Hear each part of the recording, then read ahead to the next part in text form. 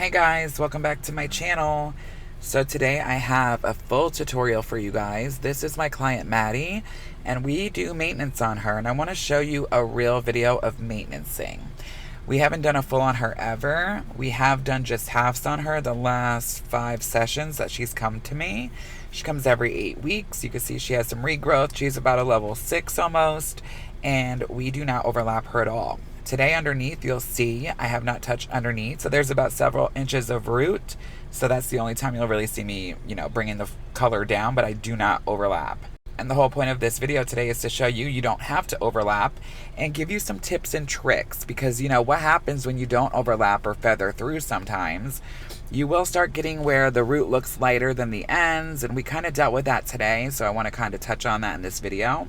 Hence the reason I made it. So I'm going in, we did K18 on the hair, we prepped her with the peptide spray, and we're using Joico Blonde Life with 20 volume, and we're going in, we started in the back, because obviously we haven't done the full back, because we always do halves on her, so I do just a couple foils underneath in the nape area. So this is the first time really going in there and really packing these foils in her entire head. So I'm using my Power Painter by Framar, and I'm loving this. So I go in, and then after that, I will, work my product up, because you want to get as close to the ridge of that foil as possible, but not over the foil. If anything extends past the foil, you need to wipe it off immediately. If not, you will get a tiger stripe or bleeder. But you see right here, as I apply the product, I put most of the product where it's dark and virgin, and I'll feather slightly down where the old subsection is, the hair that was left out from last time, because if you don't get that, it is so important. If you do not get that, it's going to end up leaving polka dots everywhere, and you see on those ends, they're kicked out. Once I hit that area, I kick it out. We are not overlapping, even though it's a little brassy and looks almost like a level 8. I have never overlapped her since the very first session, and that's because there was so much unevenness going on, and you could tell the previous hairdresser never evened things out and just simply only touched that little bit of root every time. Never went down into the subsection that was from last time or anything like that. I find that so important, and that's what I call maintenancing. So it's always going to be that little bit of regrowth. Now we're getting to the top, you can see that's been touched recently. I'll put the product right there. Oh, we still have a little bit of root there. So I'll put the product on the bulk of where that root is virgin and feather into this subsection from last time. It is so important. If you don't, you will have dark spots everywhere throughout, and it just won't look cohesive. It's also very important, you guys, to make sure you cut it off right where that dark orange spot ends and kick the rest out, because if you don't, that will be considered overlapping. And I have so many tricks to show you when it comes to toning and just things like that. But best thing about this kind of thing of not overlapping ever is the client's hair is way healthier. Maddie does not. I love her to death, and she will admit to this in a heartbeat. She does not take care of her hair. I mean, she doesn't do any heat, thank God, but she does no masks, no nothing. So we're lucky our hair is as healthy and thick as it is, because we do bleach it every 8 weeks. But when you're doing this correctly and the client's not taking care of it, your hair should not be in a bad state. For clients like her, I think that a level 8 or 9 is always best to keep them at, because you'll see later on when I tone, it does even things out a bit. So it ends up helping, and you don't have to overlap. Level 10 whites, you gotta feather through every other session at least. If you don't, you will not be able to tone a level 10 everywhere. The ends would end up looking too brassy because that level 10 is too high of a level. It will not counteract any of that brass.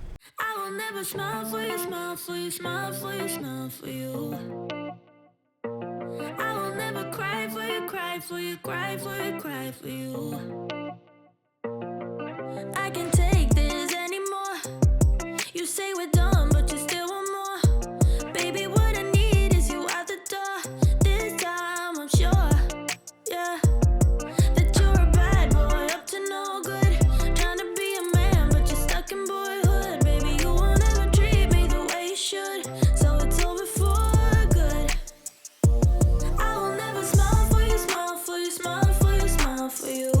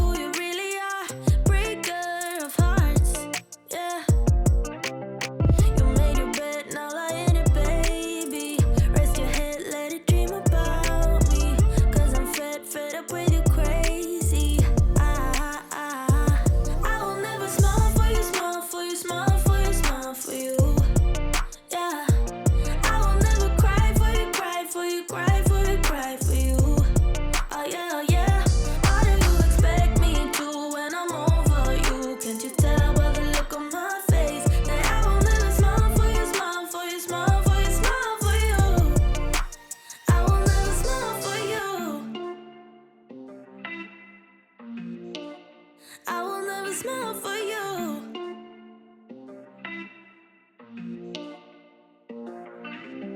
You made your bed, now lie in it, baby. Rest your head, let it dream about me. Cause I'm fed up with you crazy. I will never smile for you, smile for you, smile for you, smile for you. Yeah. I will never cry for you, cry for you, cry for you, cry for you. Oh yeah, oh yeah. Why do you expect me to when I'm over you? Can't you tell by the look on my face that I will never smile for you, smile for you, smile for you, smile for you. Yeah, I will never smile for you.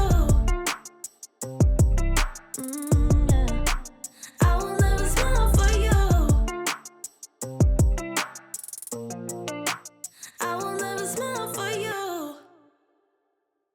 Alright guys, now look how well she lifted, but this is what I'm talking about. Do you see those first several inches where the bleach is now fresh?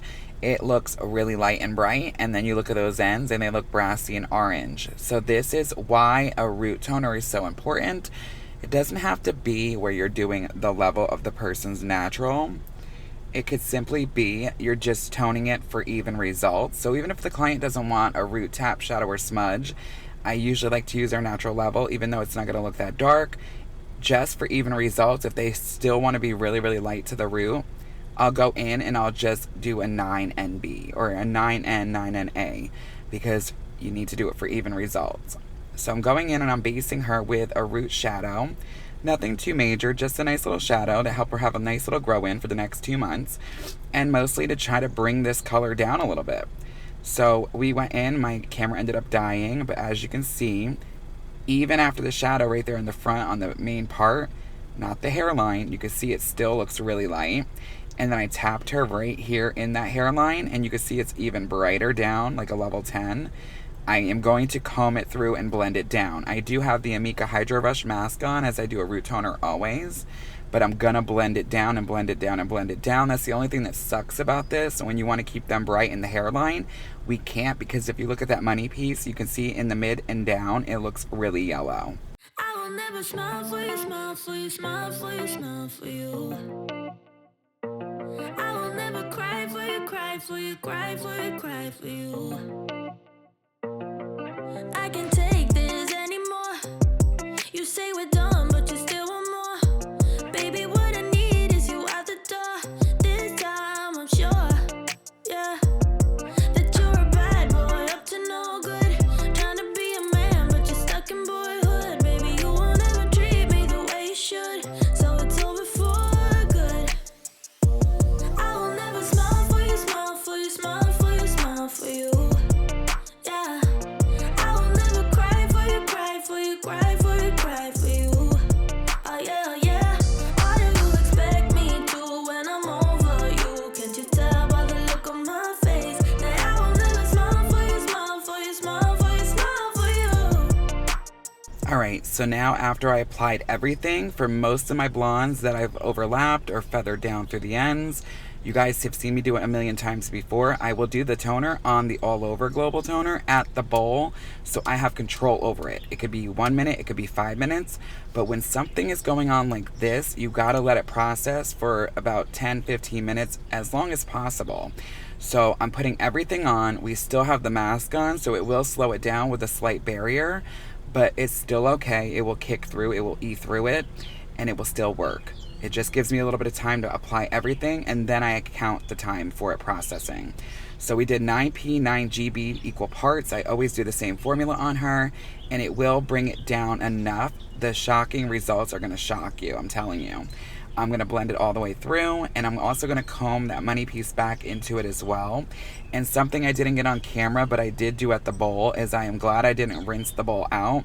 I went, and where we have that little spot of almost a level 10 after the root tap around the hairline, I ended up applying that 6N, 6NA at the bowl on that little spot. and it kind of cut down on the brightness of the money piece, but at this point we have to, over healthy hair over the color any day when it comes to her. So, and she's good with being a 9. So I did end up doing that, and you guys don't see that in this video, but it was necessary because of the way the bleach expanded in the foil, and it's so hard in that hairline area to just tap the root. So things happen, and it did get a little bit more lightened, but I ended up fixing it at the bowl for about 2 to 3 minutes. We put the N and NA level 6s on that area, but you can see as it processed, this is about 5 minutes after it's been on. We let her sit for a total of 15 minutes.